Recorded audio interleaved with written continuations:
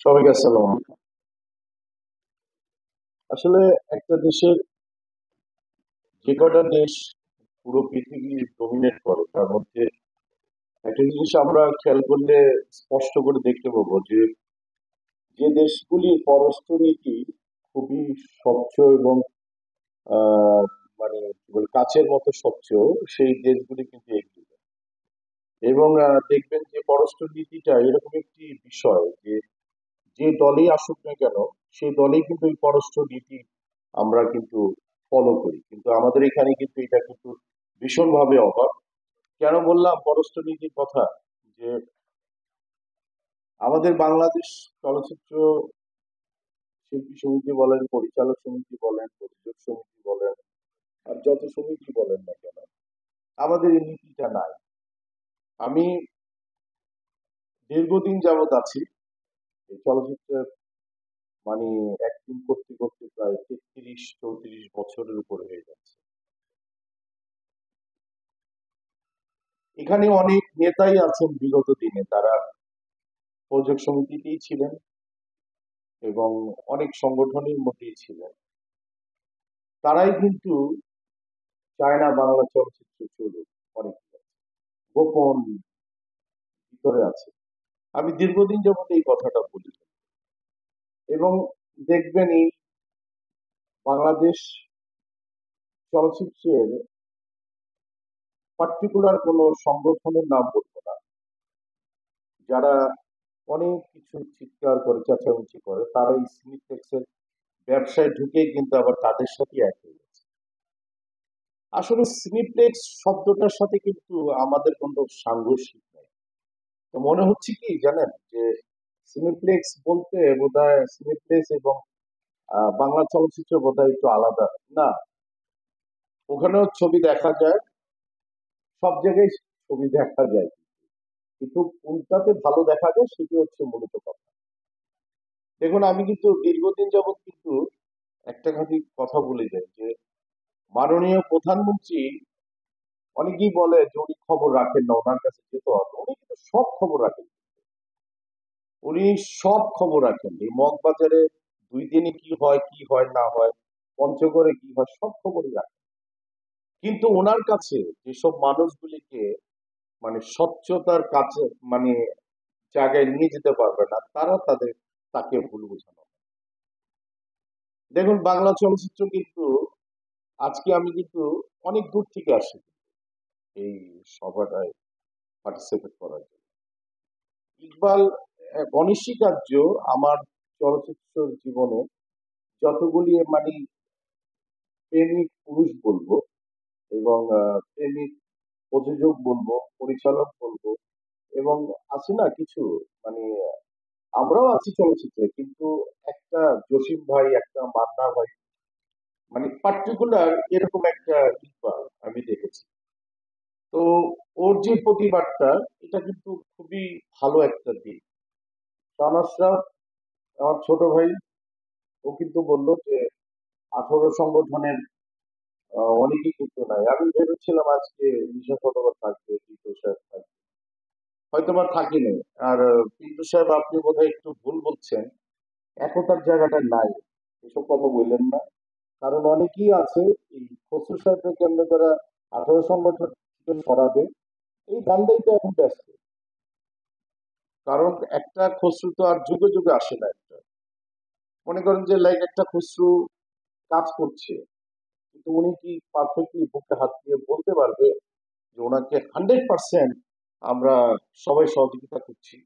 এই যে পররাষ্ট্র নীতির কথাটা বলছি, এই নীতিটার মধ্যে কিন্তু আসেন না, এই জায়গাতেই আসে।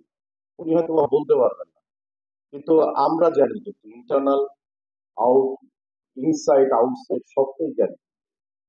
অনেকেই চাইবে যে তাকে সরায় অন্য কিছু আসুক, যারা একটু মানে ধামা ধরা, তাদের একজন আসবে। ওই জায়গাগুলি তো ক্লিয়ার নাই। আর সবসময় আমি একটা কথা বলি যে প্রযোজক সমিতি হচ্ছে একটা চলচ্চিত্রের আর্ট। একটা কিডনি যদি আমি মনে করি, সেটা পরিচালক সমিতি, আরেকটা অর্গান আছে। এই তিনটা অর্গান মিলেই কিন্তু শিল্পী সমিতি, পরিচালক সমিতি, প্রযোজক সমিতি। আমার স্পষ্ট করে মনে আছে যে আগে কিন্তু লটারি করে কিন্তু ছবি সিলেক্ট করা হতো বাংলা চলচ্চিত্রে। তার মধ্যে থেকে ইচ্ছা করলেই কিন্তু অনেক কিছুই হতো না। হয় কি, কিছু মানুষ দেখবেন যে চান্সটা কখন নেয়, যখন নাকি দেখবেন একটা বাড়ির মুরব্বী থাকে না সেই জায়গাটার থেকে কিন্তু চান্সটা নেয়। তো এই চান্সটাই নিচ্ছে বাংলা চলচ্চিত্র।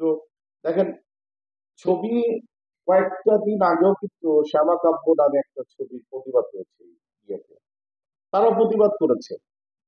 এবং আজকে এই যে প্রতিবাদের ঝড়, সবাই কিন্তু প্রতিবাদ করতে পারে না, সবার যোগ্যতা হয় না, কিন্তু সবার পকেটে পয়সা হয় না, কিন্তু একটা প্রতিবাদ সভা করতে গেলে ইকবালের মতো আমরা পাগল বলি, যাই বলি না কেন, একটা ইকবাল দরকার আছে। যেরকম একটা, আমরা সবসময় আগে বলতাম যে একটা মান্না দরকার ছিল, একটা জসিম দরকার ছিল, একটা দেলার জন্টু স্যার একটা দরকার আছে।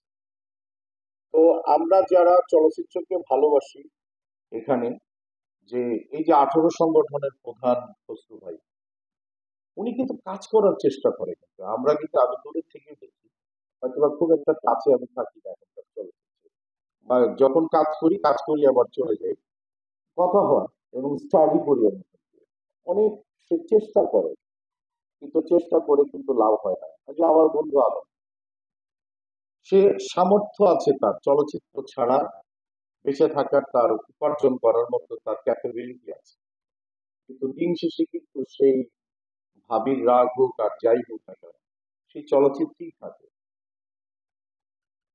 তো যারা নাকি নিজেকে বিসর্জন দিয়ে ফ্যামিলির অন্যান্য সেক্টর গুলিতে বিসর্জন দিয়ে যেসব মানুষগুলি, পাগল মানুষগুলি থাকে, সেই পাগল মানুষগুলিকে কিভাবে সরায় দিতে হয় সেই চেষ্টাই কিন্তু রত থাকে আমরা।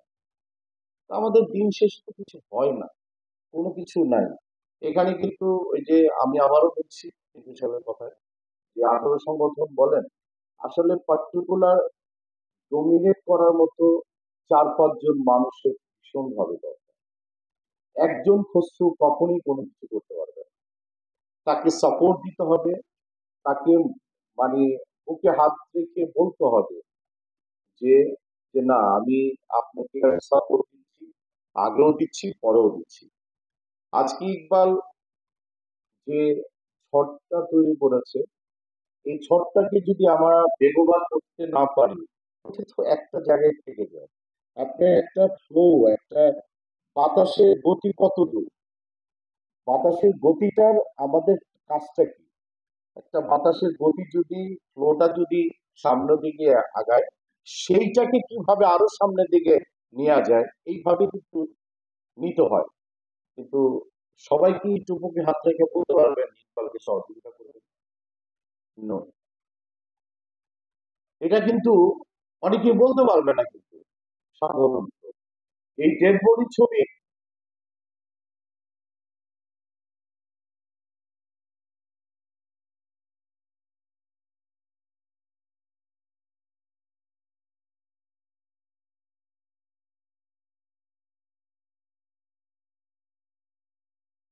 আর লাগে না, কিন্তু একটা প্রতিবাদ সভায় অংশগ্রহণ করা, কিংবা আরেকটা পার্টিসিপেট করা, মানে প্রচার কার্যে, কিন্তু আমি আমি করেছি অনেক বছর পরে। কারণ আমি জানি যে ইকবাল একটার পর একটা ছবি বানাবে, তাকে যতই আঘাত করা হোক না কেন, সে কিন্তু ইস্পাতের মতো হবে। ঠিক আছে, ওই যে বলে না বটি, কিন্তু ওই যে আহ, কি বলে, রেল লাইনের পাতের কাজটা, ওই বটি খুব ধার হয়। হ্যাঁ, ইস্পাতের, হ্যাঁ।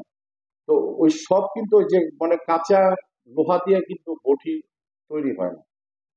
তো আমরা সেটাই অপেক্ষা করব, কারণ এই সিনেপ্লেক্সের কিছু নামধারী মানুষ যারা চাচ্ছে না যে এই চলচ্চিত্রের এই দুর্যোগ টাইমে যে ধ্বংস করে দেয়া, সেই মানুষকে চিহ্নিত করতে হবে এবং তাদের মুখোশ উন্মোচন করে দিতে হবে, ডাইরেক্ট বলতে হবে ব্যাপারটা তুই আছিস, তুই এটার সাথে জড়িত। তুই এটার সাথে জড়িত, তুই এটার সাথে জড়িত, না হলে কিন্তু কখনোই কিন্তু হবে না।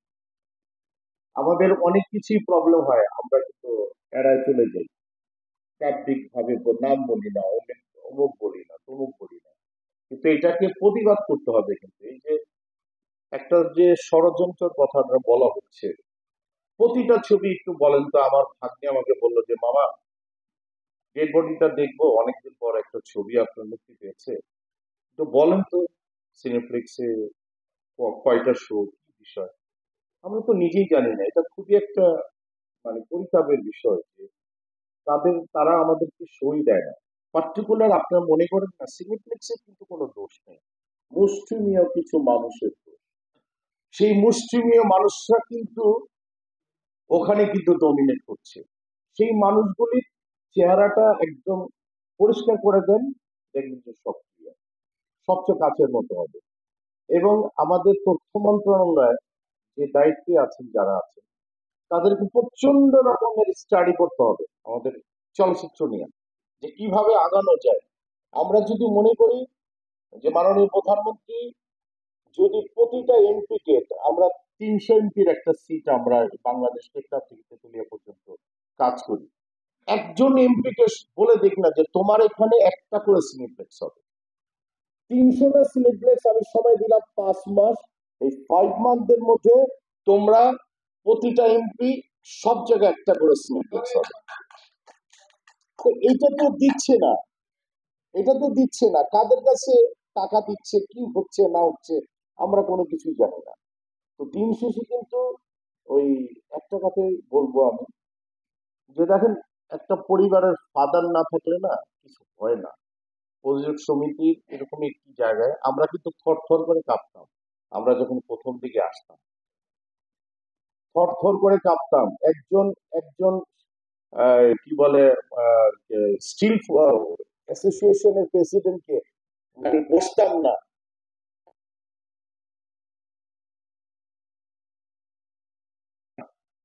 কিন্তু এখন এই জিনিসটা নাই।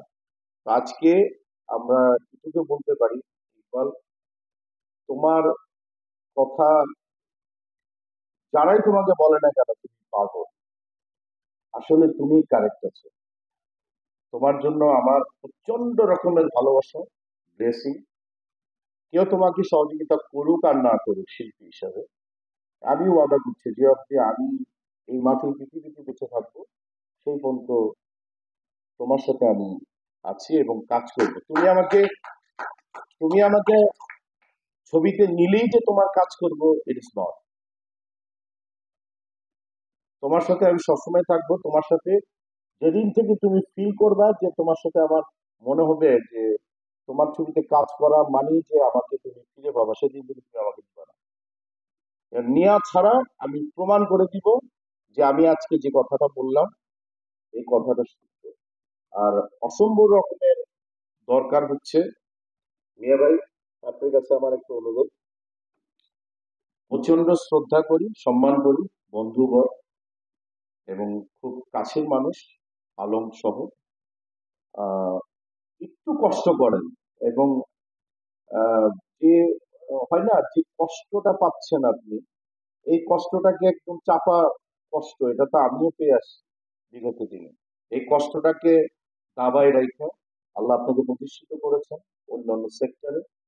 এই চলচ্চিত্রের শেষ সময়টুকুর জন্য একটা কিছু করে যান, হয়তোবা একটা সময় গিয়ে আপনি একজন স্ট্যাচু হবেন।